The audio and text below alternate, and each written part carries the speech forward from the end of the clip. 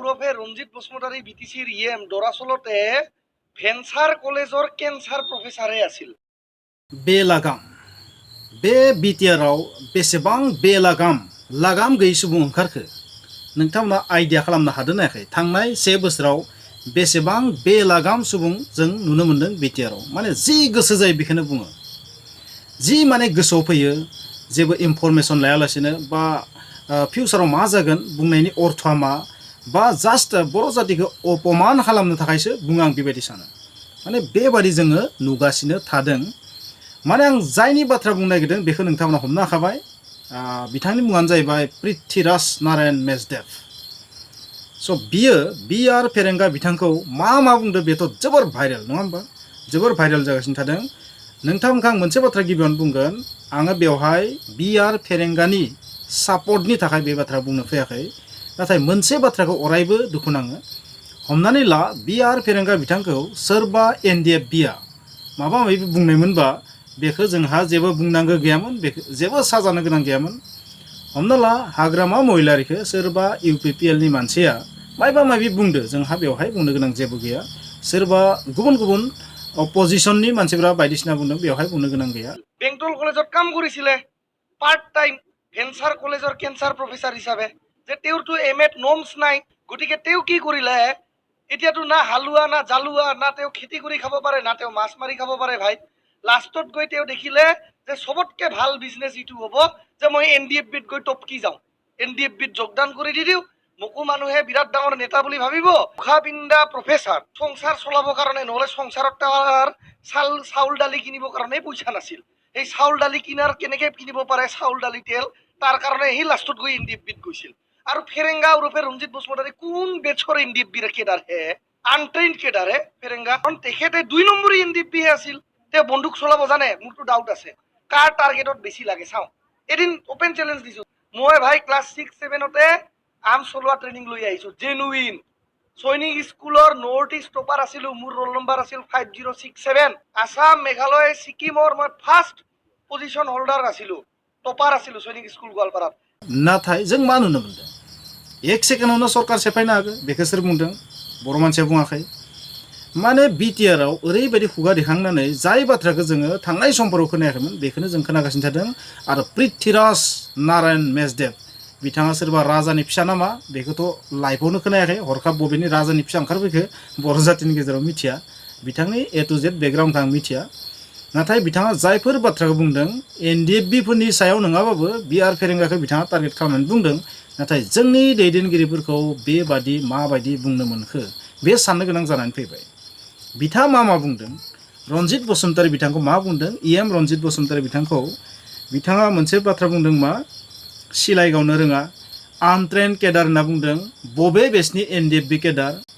माने नकलि एनडिएफबि होनना बुंदों बिथांखौ। आरो बेंटल कलेजाव मा, बेंटल कलेजा जेब्ला भेन्सारमोन बै समाव बियो केन्सार प्रफेसार।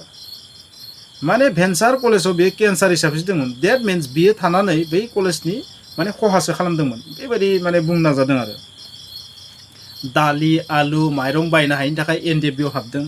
माने खुगाव जि फैदों बेखौनो बुंदों। आरो साख्रिया जिहेतु रेगुलार जाखानाय नङा, बिनिखायसो एनडिएफबिआव हाबहैदों। माने लिडार जायोबा सनमान मोनगोन, जातिनि खामानि मावनाय होननानै सनमान मोनगोन।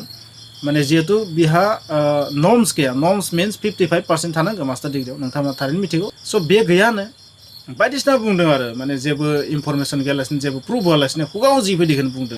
बबेबा टार्गेटआव फोनांनायनि गावनायनिबो कम्पिटिसन नांनायनि बाथ्रा बुंदों। माने बिथाङा सासे एनडिएफबिखौ बुंनाय माने बेवहाय बुंनो थाङोबा जोंनि बर' जातिखौ अपमान दिन्थिनाय बायदि जादों। नोंथांमोना मा सानो मिथिया। जानो हागौ नोंथाङा रन्जित बसुमतारी बिथांनि अपोजिशननि मानसि जानो हागौ, नाथाय बे बाथ्रायाबो सैथो। जाय मानसिया बेबायदि बुंदों बे मानसियाथ' बर' होनना बुंना लादोंबाबो बेखौ जोङो बर' होननानै दिनैसिम मिथिया। बिनि आइडेन्टिफिकेसना मा जों मिथिया, बिनि रियेल जि सिनायथि बेयो मा रावबो मिथिया दिनैसिम।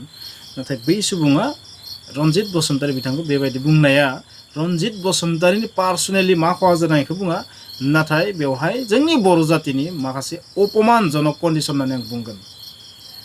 जाय एनडिएफबिआ हाग्रायाव थादोंमोन, जाय एनडिएफबिआ बर' जातिनि मोजांनि थाखाय दावहा नांदोंमोन, जानो हागौ बिथांमोननि गेजेराव माखासे गोरोबि थानो हागौ एनडिएफबिफोरनि गेजेराव माखासे गोरोबि थानो हागौ गोसो गोरोबि थानो हागौ बे जुदा बाथ्रा नाथाय जों बेखौल'सो मिथिगौ साधारन सुबुंफोरा जे बिथांमोना हाग्रायाव थादोंमोन बर' जातिनि थाखाय दावहा नांबोदोंमोन दैदेनबोदोंमोन जिउ जोबबोदोंमोन बेखौनो जों मिथिगौ आरो हरखाब बेबायदि जुदि सासे जाय मानसिया बर'खौनो मोजां रायनो रोङा बै मानसिया फैनानै जुदि बेबायदि बुङोबा बे जोंनि थाखाय अपमानजनक स' बिथाङा माखासे कुइसन सोंदों जे बबे बेचनि एनडिएफबि बबे बेचनि एनडिएफबि 42 ना 30 ना 40 ना मानि 48 ना 41 बेच मा बेच बेखौ सोंदावदों नर्म्स गैयिनि थाखाय साख्रिया जाखानाय नङा होननानैसो माने खेथिबो मावनो रोङा नाबो सारनो रोङा नाबो फिसिनो रोङा बेबायदि आरो बिनि बुंनायफोरा हालेवनोबो रोङा बेनिखायनो एनडिएफबियाव थांदों माने एनडिएफबियाव बिदिब्ला बिआर फेरेंगा बिथाङा जाति सिबिनो थाखायमोन माने लिडारगिरि खालामनो थांदोंमोन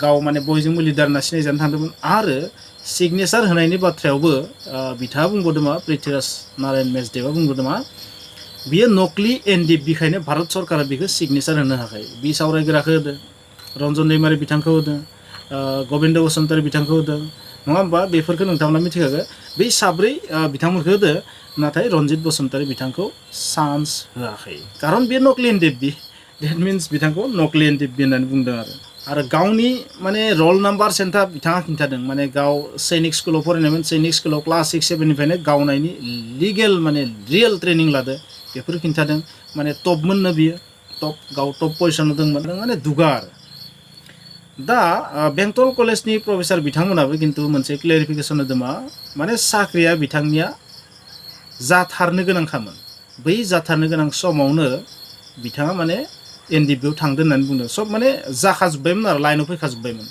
दिनैनि थासारियाव जोंनि जातिखौ जायबो जेबो जि गोसो जायो बेखौनो बुङो बे जोंनि थाखाय जोबोर अपमानजनक जानानै फैदों स' नोंथांमोना बुं जोंनि हारिनि मानसिफोरनि सायाव जाय जि गोसो जायो बेखौनो मानो बुंनो हानाय जाखो पृथ्वीराज नारायण मेचदेवखौ जों दानिफ्राय 5-6 बोसोर सिगां सिनायानोमोन हरखाब बबेनिफ्राय ओंखारफैखो नङा होमबा बिनि उनाव हरखाब बियो बेबायदि जोंनि हारिनि थाखाय जिउ दानोग्रा सुबुंफोरखौ बेबायदि अपमान खालामनो बोरै हायो पलिटिकेल लेक्सार हो खोथा गैया पलिटिकेल डायलग हो खोथा गैया नाथाय पलिटिकेल लेक्सार होआलासिनो मा माने पार्सनेल एटाक बादि जादों आरो बेनो साधारन जि मेन्टेलिटि बेबो गैया बेनो माने जि साधारन जि साइकोलजि पावार बेबो गैया जे सासे लिडारखौ माबायदि बुंनांगौ सरकाराव थानाय सासे सुबुंखौ माबायदि राव बुंनांगौ बेखौबो माने मिथिया होननानै बुंनांगोन आरो स' नोंथांमोना मा सानो जानो हागौ नोंथांमोना रन्जित बसुमतारी बिथांनि सापर्टार नङा बिनि उल्था नाथाय बिनि ओंथिया बे नङा जे सासे गुबुन हारिनि सुबुङा जोंनि लिडारखौ बायदिसिना बुङोबा बेखौ प्रटेक्सन होनाङा बे नङा बिथाङा दिनै रन्जित बसुमतारीखौ बुंदों प्रमद बर' बिथांखौ बुंदों गाबोन सोरबा गुबुनखौबो बेबायदि बुंगोन अब्ला गासैबो लिडारनियावनो अनलि नेगेटिभल' जुदि नुयोबा बै हारिया मा जागोन आरो नोंथांमोना जुदि बै नेगेटिभखौनोल' जुदि सानबाय थायोबा ना मा जागोन मिथिगोना जोंनि हारिया सिङाव थांगोन साफ्रोमबो मानसिनियावनो गोरोन्थिया थायो आरो साफ्रोमबो मानसिनियाव मोजांबो थायो जुदि जों सानोबा पृथ्वीराज नारायण मेचदेवा जे बुंदो मा ओरै नकलि मायबा मायबि बुंदो जुदि बे बाथ्रायानो 100% सैथोबा ओरैबाथ' जोङो दिनैसिम ओरै बुंनांगौमोन जोंनि हारिया मा जागौमोन हाखर सिङाव गोलैलांजोबगौसिगौमोन दिनै प्रमद बर'निबो जुदि गासैबो गोरोन्थिखौ नुजोबोबा दिनै जुदि हाग्रामा महिलारिनिबो गासै गोरोन्थिखौनो जों नुजोबोबा गबिन्द बसुमतारीनिबो गासै गोरोन्थिखौनो जुदि नुजोबबा जेबो पजिटिभिटियानो गैया नामा बिथांमोननियाव बिदिब्ला बिथांमोनाबोथ' मोनसे समाव हारिनि थाखाय थैथांनांदोंमोन प्रमद बर' बिथाङाबोथ' मोनसे समाव हारिनि थाखाय थैथांनांदोंमोन